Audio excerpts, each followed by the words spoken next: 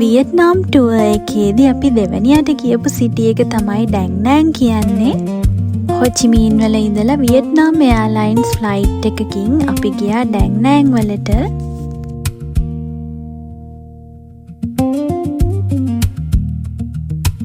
ඔන්න අපි ආවා ඩැං නෑන් වලට. ඩැං නෑන් වල ඉඳලා අපි යනවා හොයියාන් කියන සිටි එකට. මේ හරියටම 2025 දෙසැම්බර් 31 වෙනිදා හොයියාන් වල මේ ලස්සන හොටෙල් එකේ තමයි අපි අපේ 31st night එක ගත කළේ.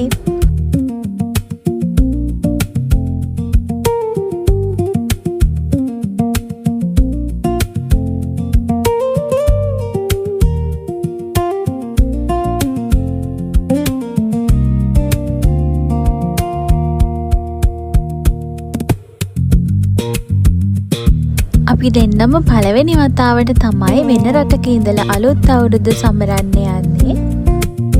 ඉතින් රෑ වෙලා අපි ගියා හොයියාන් වල ලැන්ටර්න්ස් බලන්න.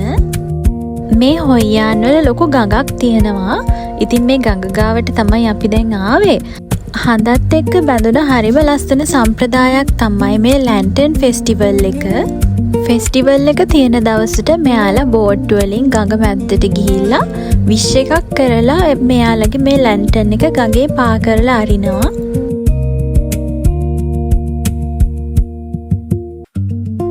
මෙන්න මේ විදිහට තමයි අපි දෙන්නගේ අලුත් අවුරුද්ද උදා වුණේ.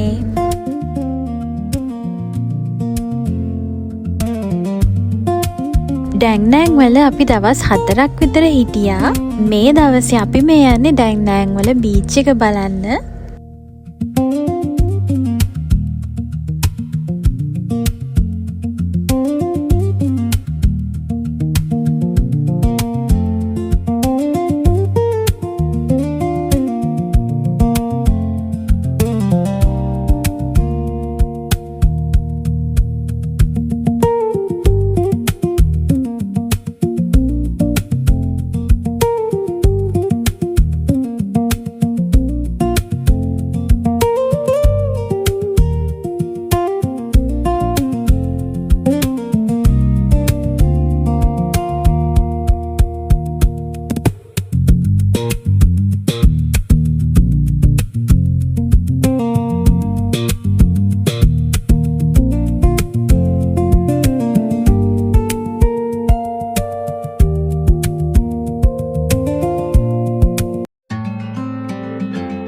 ඔන්න මේ දවසේ අපි ආවා තවත් ලස්සන තැනක් බලන්න. බලන්නකෝ මේ තැන දැක්කම ඔයාලට පොඩි කාලේ අපි බලපු මොකක් හරි කතාවක් මතක් වෙනවද කියලා.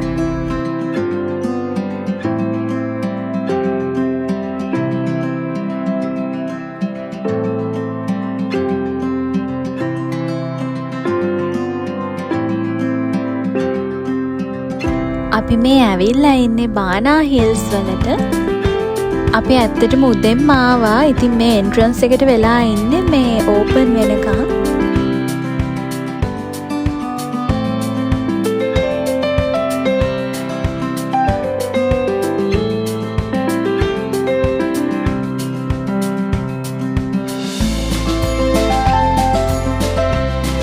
ඔන්න අපි දැන් කේබල් කාර් එකකින් කන්ද උඩටම යන්න තමයි හදන්නේ.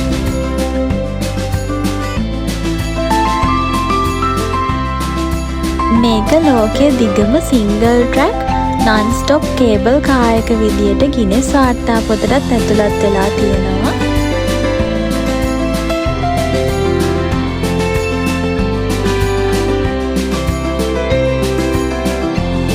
මේක තමයි බානා හිල්ස් වල ලොකු සංචාරක ආකර්ෂණයක් දිනාගත්ත ගෝල්ඩන් බ්‍රිජ් එක. ගල්වලින් නිර්මාණය කරපු මේ ලොකු අත් දෙක සංකේතවත් කරන්නේ මේ කන්දේ දෙවියන්ව. මේකෙන් මීන් කරන්නේ මේ කන්දෙන් මතුවන යෝධ අත් දෙකක් විසින් රත්තරන් පාට පටියක් වගේ මේ පාලම අහස දෙසට ඔසවගෙන ඉන්නවා කියන එක. ඉතින් මේ ගෝල්ඩන් බ්‍රිජ් එක කියන්නේ සොබාදහම, මිනිස් නිර්මාණශීලීත්වය ඒ ඔක්කොම එකට එකතු කරපු ලස්සන නිර්මාණයක්.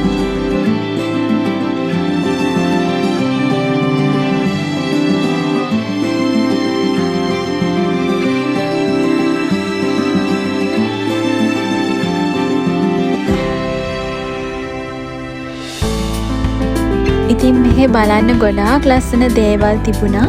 ඒ අතරින් මේ ෆ්‍රෙන්ච් විලේජ් එකත් හරිම ලස්සනයි.